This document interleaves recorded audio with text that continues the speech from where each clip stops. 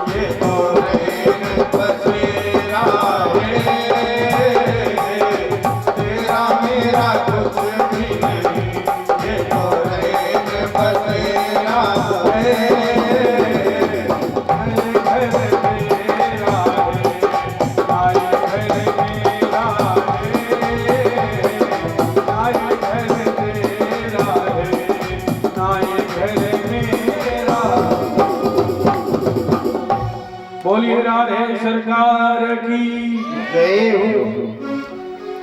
वास्तविकता यह है कि 84 लाख योनियों में भ्रमण करते हुए आए और 84 लाख योनियों में जब हम रहे तब यही सोचते रहे, यही स्मरण करते रहे, ऐ प्रभु अगर मानव मन मिल जाए, इतना तपस्या करेंगे, इतना जप करेंगे, इतना तप करेंगे, इतनी भगवान की कथा श्रवण करेंगे और कुछ नहीं करेंगे, और यहाँ आने के बाद माया जो है घेर लेती है, और जब माया घेर लेती है तो उसी माया के चक्कर में ये जीव जो है भटकता रहता है। और यह जीव जब भटकता रहता है प्रॉपर्टी बनाने में, अरे वो सौभाग्यशाली नहीं, परम सौभाग्यशाली हैं जो भगवान की कथा में आते हैं। वो तो अपना जो जीवन का लक्ष्य है वो पूर्ण करते हैं। ऐसे भक्त, और ऐसे भक्त प्रभु को अधिक प्रिय हैं। आज जड़ भरत जी जो है मृग योनि में हो गए, अब सोच रहे हैं कि मैं चक्रवर्ती सम्राट, और अंत में चिंतन मृग का किया, इसलिए मृग। पहले हम मृग का शिकार करते थे, आज मेरा शिकार लोग करेंगे। जड़भरत ने कहा कि ऐसा है कि हम सूखी घास खाएंगे, मृग योनि में सूखी घास खा रहे हैं और परमपिता परमात्मा का स्मरण कर रहे हैं। अंत में उस मृग योनि से प्रभु ने मुक्त किया। अगले बार एक ब्राह्मण के कुल में उनका जन्म हुआ, लेकिन तपस्या के आधार पर उनको अपने दोनों जन्म की कथा याद थी कि इसके पहले हम चक्रवर्ती सम्राट थे और बाद में मृग हुई, मृग का चिंतन किया। जड़भरत जी ने अपनी बात सोचा कि अब की हम बोलेंगे नहीं, मौन रहेंगे और मौन रह करके परमपिता परमात्मा का सदैव चिंतन करेंगे।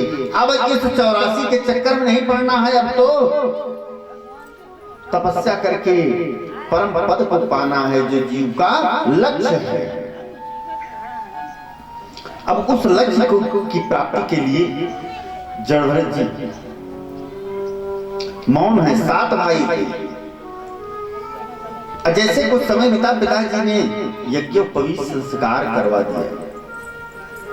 यज्ञोपवीत संस्कार करवाने के बाद चूंकि उनके पिताजी पांडित्य नृत्य करते थे, जब गुरु जी आए कहा कि ऐसा है कि गायत्री मंत्र की दीक्षा हमने आपको दे दिया, इसको दोहराएं। जड़भरत जी को तो पहले से ही ज्ञान था। जड़भरत जी ने सोचा कि अगर हम दोहरा देंगे तो कल ये सत्यनारायण की पुस्तक पकड़ा देंगे, कहेंगे कि जाओ कथा बांच करके आओ, तो जीवन हमारा नष्ट हो जाएगा। कितना भी आचार्य लोग उनको गायत्री मंत्र पढ़ा रहे हैं, लेकिन दोहरा नहीं रहे हैं। सबने समझ लिया कि यह मोटी बुद्धि का है। जब तक माता पिता रहे तब तक तो सम्मान रहा, और उनके देह त्यागने के बाद अब क्या हुआ कि भाभियों ने कहा कि ऐसा है कि तू कुछ काम नहीं करता है, खाता बहुत है, अब जाओ तुम खेत की रखवाली करो, खेतों पर इतना काम चल रहा है। आकर के जंगली जानवर सब खेत चर ले रहे हैं, चिड़िया सब दाना चुग ले रही हैं। अब क्या हुआ, जड़भरत जी चले गए। कहा और अच्छी बात है, वहीं पर बैठ करके परमपिता परमात्मा का स्मरण।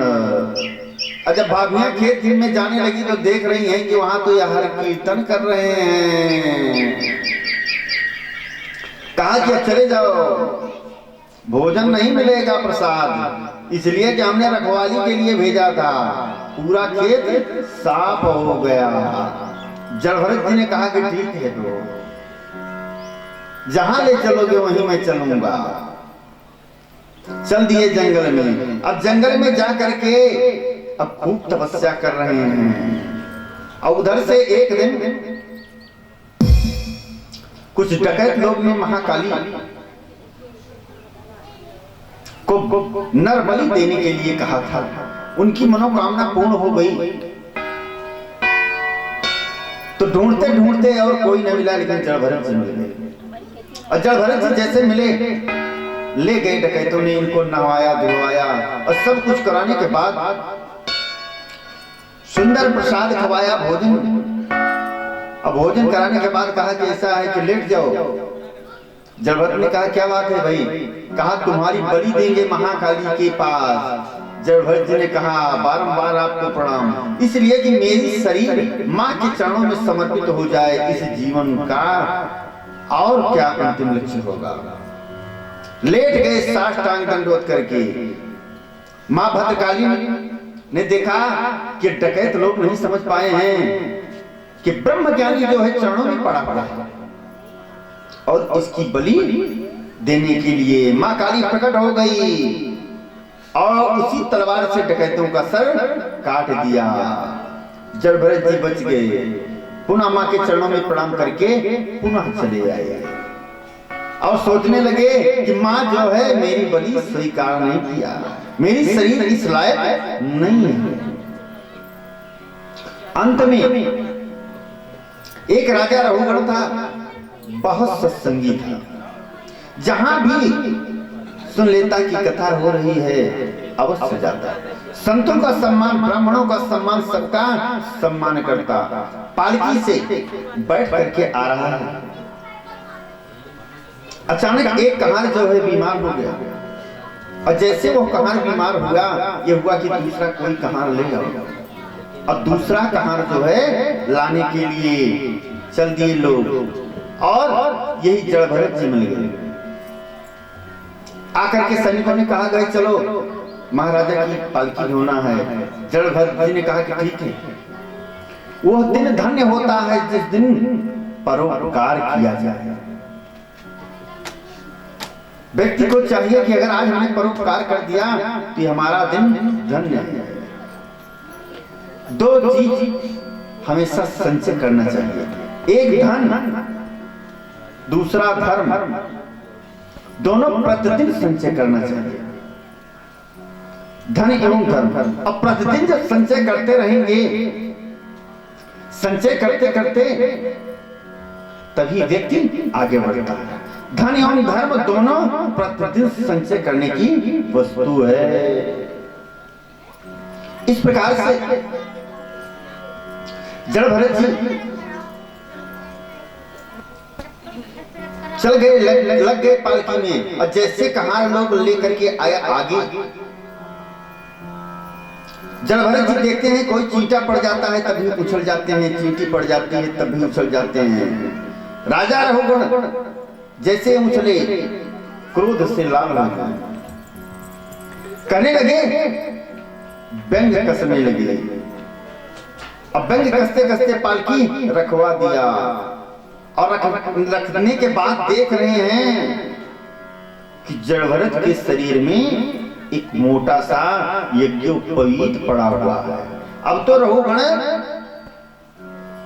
जो है कांप गया कि मैं सदैव ब्राह्मणों का सम्मान करता हूँ, संतों का सम्मान करता हूँ, ये ब्राह्मण तो नहीं है। तब जड़भरत जी से कहा कि ना हम विसंके सुरराज वज्रात नत्र यक्षशूलान न यमस्य दंडा न्यार्गो सोमा नीलवित्रपाता भिक्षं कुसे कुले ब्रह्म कुलावंबाना। काम इंद्र के वज्र को भी नहीं डरता,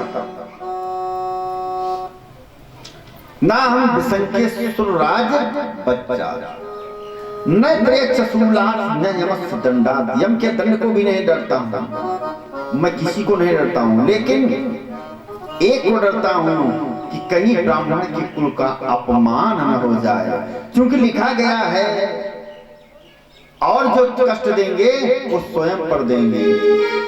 लेकिन अगर ब्राह्मण के कुल का अपमान हो गया तो पूरा वंश जो है विनाश हो जाता है। कहां महाराज कौन है? जड़भरत जी ने सोचा कि राजा रघुगण अगर मेरा अपमान करेगा मैं तो श्राप नहीं दूंगा, लेकिन ये प्रभु नहीं देख पाएंगे, इसको नर्क होगा, और जब नर्क होगा तो संतों की बदनामी होगी कि राजा रघुगण प्रतिदिन सत्संग करने के लिए जाता था, आज देखो नर्क में चला गया। आज जो है जड़भरत जी बोल दिए। और जड़भरत जी ऐसा बोले कि कल्याण ही कर दिया। राजा रघुगण को तत्व ज्ञान का उपदेश दिया। राजा रघुगण वहीं से सैनिकों को पालकी को वापस कर दिया। और वापस करने के बाद जो है उसी जंगल में पुनः जड़भरत जी के साथ रहने लगे और अंत में दोनों का मोक्ष हुआ, परम पद को प्राप्त हुए। यह है संतों की कृपा। कथाएं अनंत हैं, चूंकि आज अंतिम कथा वामन भगवान तक पहुंचना है, अभी पंचम स्कंध में ही। इस प्रकार से सृष्टि का क्रम चला। महाराज मनु के 2 पुत्रों के बारे में बताया। अष्टम स्कंध में आती है अजामिल की कथा, जिन्होंने कि अपने पुत्र का नाम नारायण रख दिया और नारायण रख देने से ही अंत में नारायण शब्द नाम का उच्चारण किया। और उच्चारण करने के पश्चात यह हुआ कि विष्णुदूत आए और विष्णुलोक चले गए, उनका उद्धार हुआ। उसके बाद सप्तम स्कंध में प्रवेश करते हैं। समुद्र मंथन की कथा है। एक बार दुर्वासा ऋषि जा रहे थे, उधर से इंद्र की सवारी आ रही थी। दुर्वासा ऋषि ने देखा कि इंद्र आ रहे हैं, ये देवताओं के राजा हैं। देवताओं के राजा हैं तो सबके राजा हैं, इनका सम्मान करना चाहिए। अपने गले की माला जो है देवराज इंद्र के गले में डाल दिया और देवराज इंद्र के गले में डाल दिया। देवराज इंद्र को प्रसन्न होना चाहिए, लेकिन इंद्र जो है अभिमानी घमंडी सोचने लगे कि ये देखो दुर्वासा जी संत तो है, लेकिन अपने गले की माला हमारे ऊपर डाल रहे हैं। उसको उतार करके अपने ऐरावत हाथी पर डाल दिया और ऐरावत हाथी पर जैसे डाला, हाथी जो है उस माला को सूंड से खींच करके पैर से कुचल दिया। इससे इंद्र की इस कृत्य को दुर्वासा ने देखा, क्रोध आ गया। कहा जाओ श्रीहीन हो जाओ, श्राप दे दिया। और इस श्राप की जानकारी शुक्राचार्य को मिल गई। दैत्य ने देवताओं को कह दिया कि ऐसा है कि जाओ चढ़ाई कर लो, पूरा साम्राज्य ले लो। शुक्राचार्य जी दैत्यों को कह दिया कि देवता श्रीहीन हो गए हैं, देवताओं के ऊपर चढ़ाई कर दो। और देवताओं के ऊपर दैत्यों ने चढ़ाई कर दिया। चढ़ाई करने के बाद देवता लोग पराजित हो गए। अब जैसे पराजित होने लगे, पहुंच गए श्रीमन नारायण के पास। कहा कि हम देवता होकर के पराजित हो रहे हैं, दैत्य इतना बलशाली क्यों? श्रीमन नारायण ने कहा कि ऐसा है कि दुर्वासा ऋषि का श्राप था। तुम्हारा श्री जो है समुद्र में समाहित हो गया, और जब तक वो पुनः नहीं वापस आएगा तब तक पराजित होते रहोगे। समुद्र का मंथन करो, उससे अमृत निकलेगा। कहा कि ठीक, लेकिन मंथन कैसे करेंगे? कहा मंथन करने के लिए दैत्यों का सहयोग लेना होगा। देवता कहने लगे कि दैत्य हमारे कहने पर मानेंगे। कहा ऐसा है कि चल करके कहा जाएगा, प्रयास करेंगे, हो सकता है काम बन जाए। अगर काम नहीं बना तो देवताओं तो कहते हैं स्वकार्य कुशला, अपना कार्य सिद्ध करने में कुशल। तब दैत्यों का ही अधिकार स्वर्ग पर रहेगा, देवताओं का नहीं। कहा ठीक। पहुंच गए देवता लोग महाराज बलि के पास। कहा ऐसा है कि हम आप सदियों विवाद करते चले आए, एक ही पिता के दोनों संतान हम दैत्य, आप दैत्य हम देवता, माता अलग है, बस फर्क इतना। आपस में संबंध मधुर बनाना चाह रहे हैं। राजा बलि ने कहा कि ये बताओ कि तुम्हारी इच्छा क्या है। कहा मेरी इच्छा यह है कि समुद्र में अमृत है और अमृत को उसी अमृत को निकाला जाए। कहा कैसे होगा। कहा मंथन करके ही वो अमृत निकलेगा।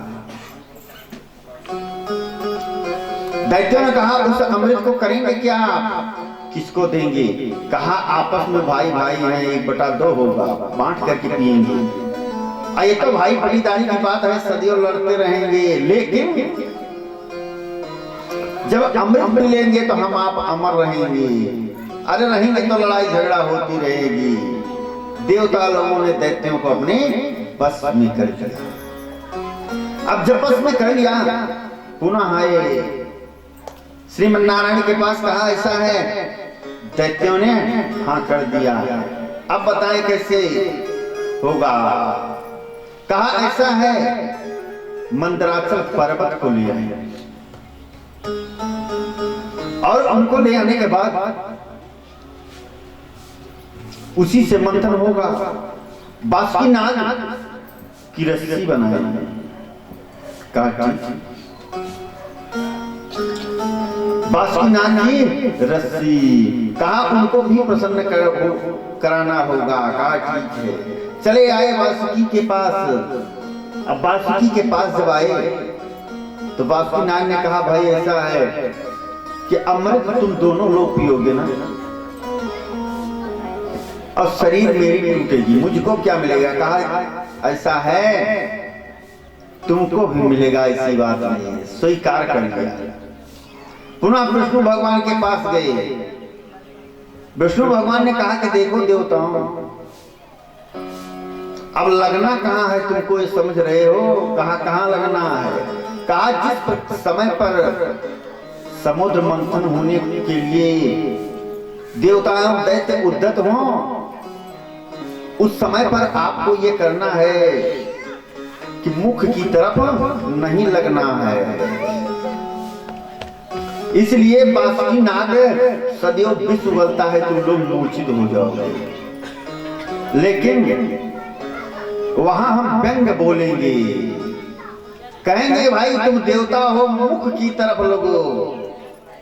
अब दैत्य जो है ये मूछ की तरफ से लगे। तो तुम लोग जब कह देंगे आप लोग कि हाँ ठीक है, तो दैत्य कह देंगे कि नहीं हम मुख की तरफ लगेंगे। तत्काल वह प्रस्ताव स्वीकार कर लेना। कहा ठीक। अब चल दिए। सबसे पहले देवता एवं दैत्य मिलकर मंदराचल पर्वत को ले आ रहे हैं, लेकिन गणेश जी का नहीं पूजन किया। गणेश जी रुष्ट हो गए, पर्वत गिर गया। काफी देवता एवं दैत्य घायल हो गए। तुरंत गणेश जी का पूजन किया, और गणेश जी के पूजन करने के बाद विष्णु भगवान ने कच्छप का अवतार लिया। जब लोग कच्छपा अवतार भगवान की जय हो। कच्छप कच्छप का अवतार लिया और कच्छप का अवतार लेने के बाद पुनः अपनी पीठ पर धारण करके ले आकर के समुद्र में रख दिया। अब जैसे उद्यत हुआ, भगवान विष्णु कहने लगे ऐसा है, देखो देवताओं, तुम उच्च कुल के हो, इसलिए मुख की तरफ रहो। दैत्यों ने कहा क्या हमको ग्रीक खानदान का समझ रखा है क्या? अरे कश्यप के बेटा तुम, कश्यप के हम, अरे हम मुख की तरफ लगेंगे। देवताओं ने कहा कि भाई तुम हमारे भाई हो, विवाद नहीं करेंगे, ठीक है, बड़े बाप के बेटे तुम ही हो, हम जो है छोटे बाप के बेटे हैं, पूछे की तरफ लग जाते हैं। समुद्र मंथन प्रारंभ हुआ।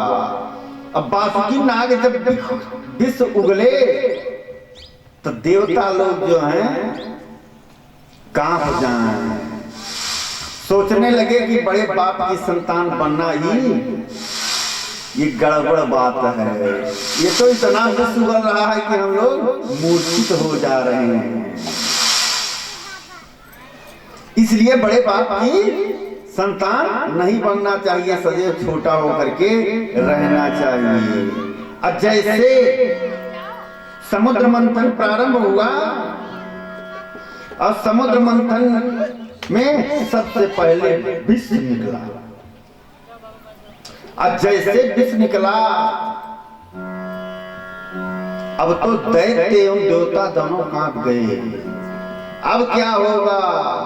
ये तो विष जो है ये पूरी सृष्टि का प्रलय कर देगा।